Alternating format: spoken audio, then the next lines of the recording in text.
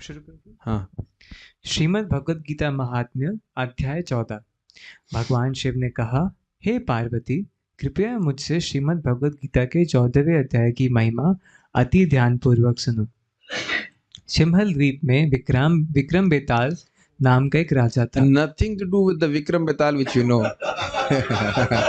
तुरंत अब कहानी में मत पहुंच जाइएगा, जस्ट एक इंसिडेंटल बात है, शिव जी को कथा नहीं सुना रहे। ओके, हाँ। एक दिन जब वह शिकार के लिए वन को जा रहा था तो उसने अपने पुत्र तथा 2 शिकारी कुत्तों को अपने साथ ले लिया। जब वह वन में पहुंचा तो उसने एक कुत्ते को एक खरगोश का पीछा करने के लिए छोड़ दिया। जब वह कुत्ता उसका पीछा कर रहा था तो वह खरगोश ऐसा प्रतीत हो रहा था कि मानो वह उड़ रहा हो। वाह। दौड़ते दौड़ते वह खरगोश एक रमणीय आश्रम में पहुंच गया जो अत्यंत शांत था। वहां मृग सुखपूर्वक वृक्षों की छांव के नीचे बैठे थे तथा वानर प्रसन्नता से उन वृक्षों के फलों को खा रहे थे। बाघों के शावक शिशु हाथियों के संग क्रीड़ा कर रहे थे तथा सर्प मोरों के ऊपर रेंग रहे थे। कुछ स्पेशल लगा आपको? ये दोनों आपस में द्वेषी हैं, लेकिन सर्प बड़े प्रेम से मोरों के ऊपर रेंग रहे थे। ये एक बहुत अद्भुत घटना हुई। Go ahead. इस वन में महान ऋषि वत्स रहते थे जो श्रीमद् भगवद गीता के 14वें अध्याय के पाठ के द्वारा भगवान श्री कृष्ण की आराधना करते थे। सेकंड पॉइंट, ये जो हम अभी पाठ का उच्चारण, भगवान गीता के पाठ का उच्चारण करेंगे, इससे भगवान की आराधना होती है। और इसी में कंटेक्स्ट में याद रख लीजिएगा, वांग मात्रेण पूजितम न तु बाह्य परिचर्या आदि अपेक्षकम। भगवान का नाम उच्चारण करने से भगवान की पूजा हो जाती, करने मात्र से ही पूजा हो जाती है, और बाह्य पूजा ना भी करे तो भी चलता है। हाँ, एक बात ध्यान रखिए, बाह्य पूजा करने का सामर्थ्य है फिर भी नहीं कर रहा तो गलत बात है। लेकिन मंगल आरती दीप अब दीप है और कहे नहीं बाह्य पूजा दिन अपेक्षकम, पूजा करने की जरूरत ही नहीं, ऐसा नहीं बोल रहे हैं। अब नहीं है, केवल हरे कृष्ण मंत्र कर रहा है तो वह भी पर्याप्त है। तो थोड़ा सा बैलेंस करके समझ लीजिएगा। तो ये नहीं है कि हम ऐसे ही आप लोगों के मतलब थोड़ा सा वजन घटाने के लिए पारायण करा रहे हैं, नहीं, इससे भगवान की आराधना होती है, ये समझना होगा। यस। महाराज वत्स के आश्रम के निकट उनका एक शिष्य श्रीमद् भगवद गीता के 14वें अध्याय का पाठ करते समय अपने चरण धो रहा था, अतः उस स्थान की भूमि गीली हो गई थी। तभी वहां वह खरगोश दौड़ते हुए आया और कीचड़ में फिसल गया। तत्काल ही उस खरगोश को एक स्वर्गीय देह प्राप्त हो गया तथा एक विमान नीचे आया और उसे उठाकर स्वर्गीय लोक में ले गया। कुछ क्षण पश्चात वह कुत्ता उस खरगोश की कोच में वहां आया और वह भी कीचड़ में फिसल गया और उसने उस कुत्ते के शरीर को त्याग कर दिया और एक स्वर्गीय शरीर प्राप्त किया तथा उसे भी स्वर्गीय लोकों में ले जाया गया। यह सब देखकर महाराज वत्स का शिष्य हंसने लगा। राजा विक्रम बेताल उन मनोरंजक घटनाओं को देखकर उस ब्राह्मण से पूछते हैं, यह कैसे संभव है कि खरगोश तथा कुत्ता मेरे नेत्र के सामने स्वर्ग चले गए? उस ब्राह्मण ने कहा, इस वन में वत्स नामक एक महान ऋषि हैं जिन्होंने पूर्णतया अपनी इंद्रियों को जीत लिया है। वे सदैव श्रीमद् भगवद गीता के 14वें अध्याय के पाठ में लगे रहते हैं। मैं उनका शिष्य हूँ तथा उनकी कृपा से मैं भी सदा श्रीमद् भगवद गीता के 14वें अध्याय के पाठ में संलग्न रहता हूँ। किसके चरण से उद्धार हुआ था? किसके चरण की तरफ से उद्धार हुआ था? शिष्य के। गुरु महाराज से मिले भी नहीं। यस। उसके कारण जब खरगोश तथा कुत्ता उस कीचड़ में फिसल गए जो मेरे पैरों को धोने वाले जल के कारण हो गया, जिससे इन दोनों ने उच्चतर लोगों को प्राप्त किया। अब मैं तुम्हें बतलाऊंगा कि मैं क्यों हंस रहा था। महाराष्ट्र में प्रतुधक नामक एक नगर है। केशव नाम का एक ब्राह्मण वहां रहता था। वह मनुष्यों में सर्वाधिक क्रूर था। उसकी पत्नी का नाम विलोपना था। वह एक अत्यंत दुष्चरिता स्त्री थी जो सदा अन्य पुरुषों की संगति का भोग करती थी। इस कारण से उसके पति अत्यंत क्रुद्ध हुआ और उसने उसकी हत्या कर दी।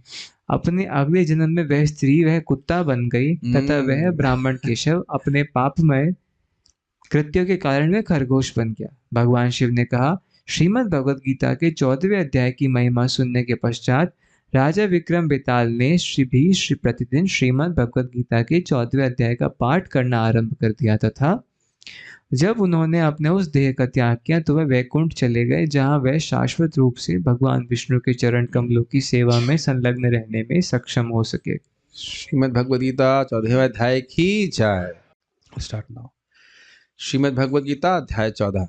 श्री भगवान उवाच परम भूयः प्रवक्ष्यामि ज्ञानानां ज्ञानमुत्तमम् यज्ञात्वा मुनयः सर्वे परां सिद्धिमितो गताः इदं ज्ञानम् उपाश्रित्य मम साधर्म्यमागताः सर्गेऽपि नोपजायन्ते प्रलये न व्यथन्ति च मम योनिर्महद् ब्रह्म तस्मिन् गर्भं ददाम्यहम् सम्भवः सर्वभूतानां ततो भवति भारत सर्वयोनिषु कौन्तेया मूर्तयः सम्भवन्ति याः तासां ब्रह्ममहद्योनिरहं बीजप्रदः पिता सत्वं रजस्तम इति गुणः प्रकृतिसम्भवाः निबध्नन्ति महाबाहो देहे देहिनमव्ययम् तत्र सत्वं निर्मलत्वात् प्रकाशकम् अनामयम्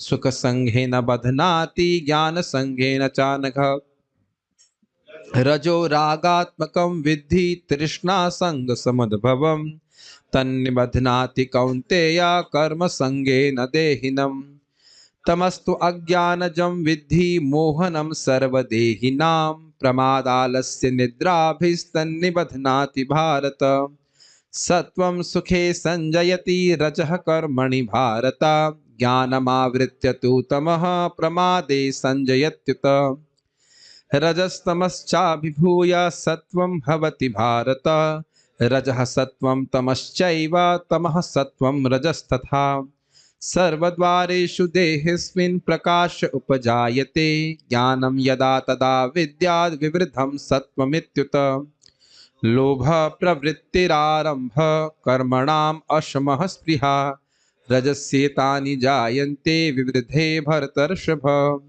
अप्रकाशो प्रवृत्तिश्च प्रमादो मोह एव च तमस्येतानि जायन्ते विवृद्धे कुरु नन्दन यदा सत्त्वे प्रवृद्धे तु प्रलयं याति देहभृत् तदोत्तमविदां लोकान् अमलान् प्रतिपद्यते रजसी प्रलयं गत्वा कर्मसङ्गीषु जायते तथा प्रलीनस्तमसि मूढयोनिषु जायते कर्मणः सुकृतस्याहुः सात्विकं निर्मलं फलं रजसस्तु फलं दुःखम् अज्ञानं तमसः फलम् सत्त्वात् संजायते ज्ञानं रजसो लोभ एव च प्रमादमोहौ तमसो भवतो ज्ञानमेव च ऊर्ध्वं गच्छन्ति सत्त्वस्था मध्ये तिष्ठन्ति राजसाः जघन्यगुणवृत्तिस्था अधो गच्छन्ति तामसाः नान्यं गुणेभ्यः कर्तारं यदा दृष्टानुपश्यति गुणेभ्यश्च परं वेत्ति मद्भावं सोऽधिगच्छति गुणानेतान्यतीत्ययतीन् देहि देह समद्भवान् जन्म मृत्यु जरा दुःखैर्विमुक्तो मृतमश्नुते अर्जुन उवाच कैर्लिङ्गै स्त्रीन् गुणान् एतान् अतीतो भवति प्रभो किमाचारः कथं चैतान् स्त्रीन् गुणान् अतिवर्तते श्रीभगवान् उवाच प्रकाशं च प्रवृत्तिं च मोहमेव च पाण्डव न द्वेष्टि सम्प्रवृत्तानि न निवृत्तानि काङ्क्षति उदासीनवदासीनो गुणैर्यो न विचाल्यते गुणा वर्तन्त इत्येवं योऽवतिष्ठति नेङ्गते समदुःखः सुखः स्वस्थः समलोष्टाश्मकाञ्चनः तुल्यप्रिया प्रियो धीरस्तुल्यनिन्दात्मसंस्तुतिः मानापमानयोः तुल्यस्तुल्यो मित्रारिपक्षयोः सर्वारंभ परित्यागी गुणातीतः स उच्यते मां च यो व्यभिचारेण भक्ति योगेन सेवते सगुणान् समतीत्यैतान् ब्रह्म भूयाय कल्पते ब्रह्मणो हि प्रतिष्ठाहम् अमृतस्याव्ययस्य च शाश्वतस्य च धर्मस्य सुखस्य कान्तिकस्य च हरे कृष्णा कृष्णा कृष्णा हरे हरे हरे राम राम राम हरे हरे।